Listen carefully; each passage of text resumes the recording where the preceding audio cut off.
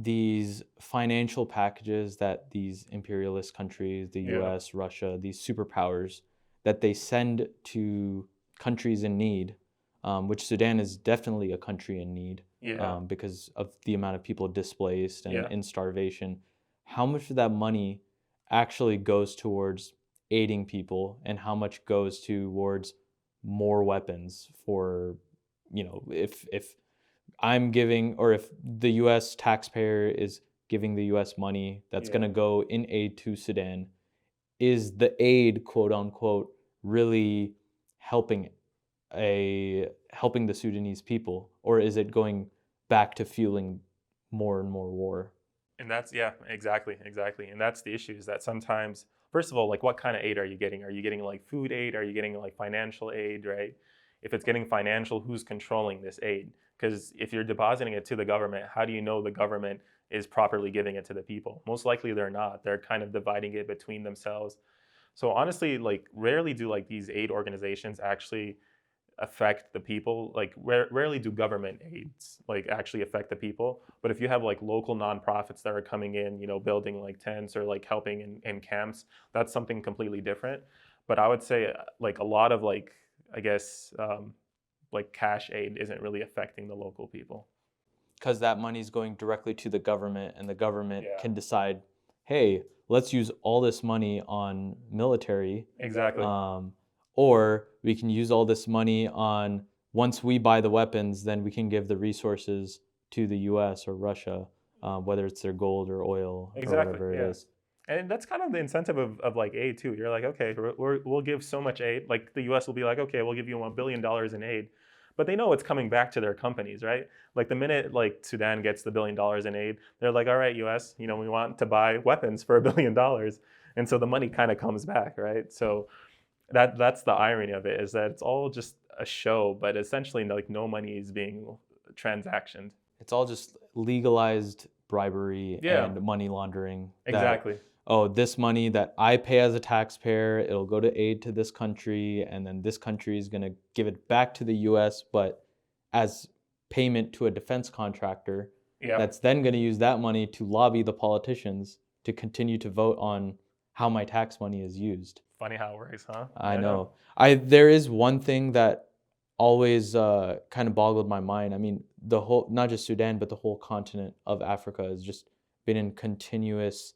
you know, there's always the world, I feel, doesn't have its attention on the crises that happen there, whether it's Sudan, whether it's Yeah. Congo, whether it's Ethiopia, Somalia, whenever there's some sort of crisis happening in Africa, it seems that we as Americans, or maybe just worldwide, tend to be a bit more silent.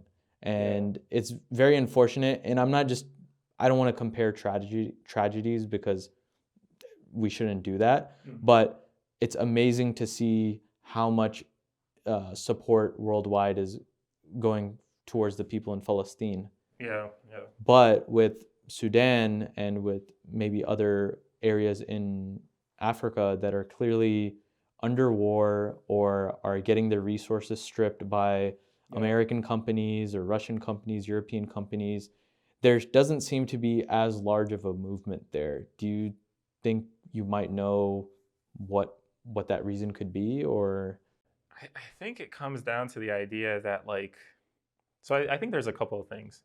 Um, so I would say it kind of comes back to the idea that like, oh, like all these like Africans are fighting within each other, right? It's a civil war. Like, they have like personal conflicts or like tribalism that's going on, and they need to fix it. And kind of like how we talked about earlier, it's anything but that, right? It's actually like a global conflict. It's usually like cold wars between countries that are happening there in the region. So I think that's part of it. The second part of it is that a lot of countries, and like it's actually scary, the amount of countries that you have in Africa that are just actively stripping the resources. And I'm not like, I think people always used to say that. I used to be like, oh, okay, yeah, sure, like world conspiracies. But it's actually like it's a very serious problem, and especially with like Russian and Chinese companies. A lot of them are in Africa, like actively taking the resources. And I would say the same thing with like the U.S. and like a lot of like Western Europe.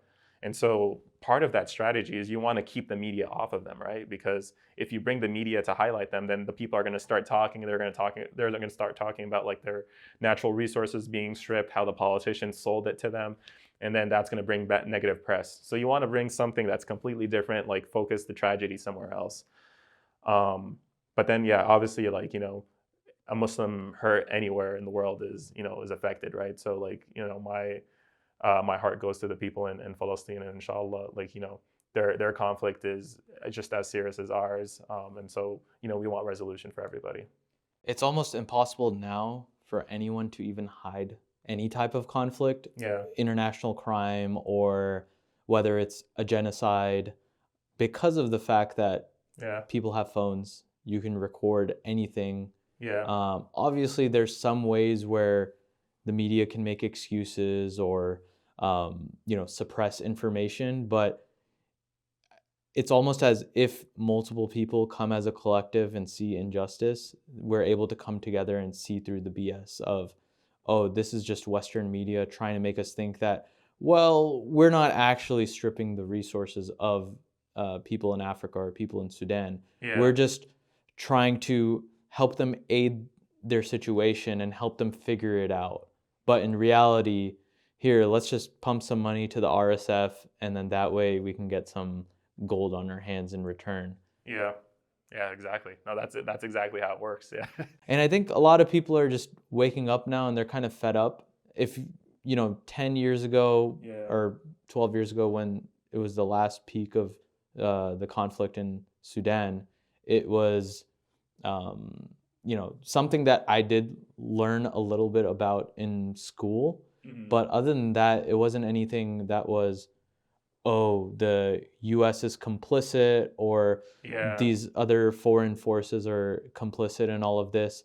Because just as with, you would say, the Mujahideen, just as with in Syria, the US is complicit in all of this it because always is. Yeah, they've given weapons and money to these rebel forces that eventually develop into these radical groups. And people can call Hamas a radical group all they want, but if there's documented evidence that Netanyahu wanted to fund Hamas to stir up internal conflict, then it's almost like all these Western entities, they just want to paint the picture that look at these radicalized brown people, look at these radicalized black exactly. people. This can justify us taking their resources, taking their land.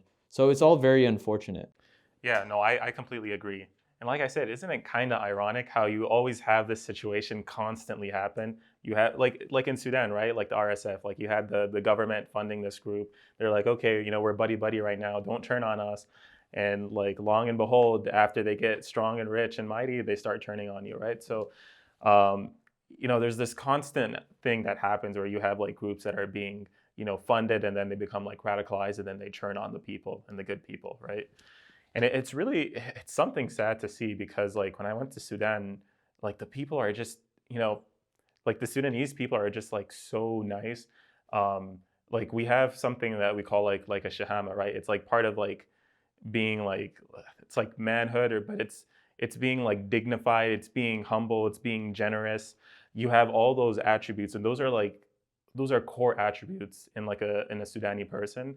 So like even right now when the war is happening, right? A lot of people are like fleeing the big cities and going into the villages, and they're being welcomed by the villages. People are letting them into their houses, they're feeding them, and so it's something truly. I guess it's like beautiful but sad at the same time.